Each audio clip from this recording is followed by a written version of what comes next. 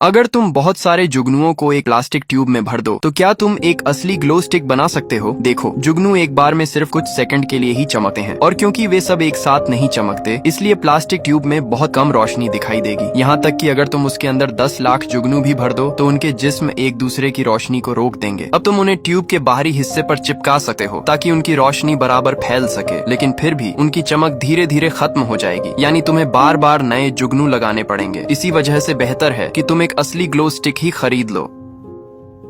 अगर तुम एक मेगालोडॉन को एक्वेरियम के टैंक में डाल दो तो उसका 80 फुट लंबा जिस्म टैंक की दीवारों को तोड़ देगा। उसे सही तरह रखने के लिए टैंक कम से कम 180 फुट लंबा और उतना ही चौड़ा होना चाहिए, जिसमें 18 मिलियन गैलन से ज्यादा खारे पानी की गुंजाइश हो। लेकिन माना जाता है कि मेगालोडॉन को अपनी गलफड़ों में पानी पहुंचाने के लिए लगातार तैरते रहना पड़ता था, इसलिए उसे कभी भी रुकना नहीं चाहिए। अगर तुम उसे जिंदा रखना चाहते हो तो टैंक हर तरफ से एक फुटबॉल मैदान से भी ज्यादा लंबा होना चाहिए और तुम्हें उसे हर दिन 140 पाउंड से ज्यादा मांस खिलाना पड़ेगा, यानी टैंक में मौजूद दूसरी सारी मछलियां उसका खाना बन जाएंगी। वह इस मशरूम को खाते हैं और कुछ ही घंटों के अंदर कमरे के कोनों में छोटे छोटे एल्व्स दिखाई देने लगते हैं। वे कमरे में नाचते हैं, दीवारों पर चढ़ते हैं और तुम्हारे चारों तरफ घूमते रहते हैं। यह असर कई दिनों तक रहता है, फिर आखिरकार वे एल्व्स गायब हो जाते हैं। इस वजह से लोग बुरी तरह उलझन में पड़ जाते हैं और उन्हें समझ नहीं आता कि क्या असली है और क्या नहीं। हर साल सैकड़ों लोग अस्पताल पहुंच जाते हैं और आज तक साइंटिस्ट भी यह नहीं समझ पाए कि आखिर इसकी वजह क्या है।